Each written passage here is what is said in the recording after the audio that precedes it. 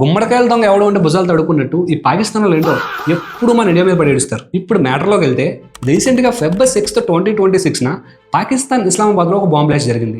ఈ బాంబ్ బ్లాస్ట్లో దగ్గర 100 మంది పైన చనిపోయారు. ఈ అటాక్కి రెస్పాండ్ అవుతూ పాకిస్తాన్ గవర్నమెంట్ ఏముంటుంది అంటే ఇది ఒక suicide bomber attack.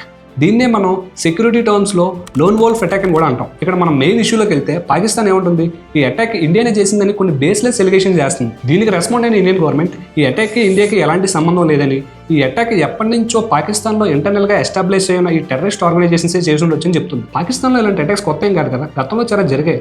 For example చిన్నపిల్లలు చదువుకునే స్కూల్స్ మీద జరిగాయి, మిలిటరీ మీద జరిగింది, అలాగే క్యాపిటల్ సిటీ మీద కూడా జరిగింది. మనందరికీ బాగా తెలుసు పాకిస్తాన్లో ఎప్పటి నుంచో పెద్ద పెద్ద టెర్రరిస్ట్ ఆర్గనైజేషన్స్ ఉన్నాయి. అందులో ఎగ్జాంపుల్ లైక్ బలోచ్ లాంటి రెబల్ గ్రూప్స్ కూడా ఉన్నాయి. అంతవరకు ఎందుకు, రీసెంట్గా మన అందరం దురంధర్ అనే మూవీ చూసాం. అందులో రెహమాన్ డొకైట్ అనే క్యారెక్టర్ కూడా ఈ రెబల్ గ్రూప్స్ నుంచి తీసుకున్నది. పాకిస్తాన్లో ఇంటర్నల్ సెక్యూరిటీ ఫెయిల్ అయిన ప్రతిసారి ఇండియా మీద పడి ఆడవడం, ఇండియాని బ్లేమ్ చేయడం ఎంతవరకు కరెక్ట్ అనుకుంటున్నారు? మీరేమనుకుంటున్నారు కింద కామెంట్ చేసి చెప్పండి.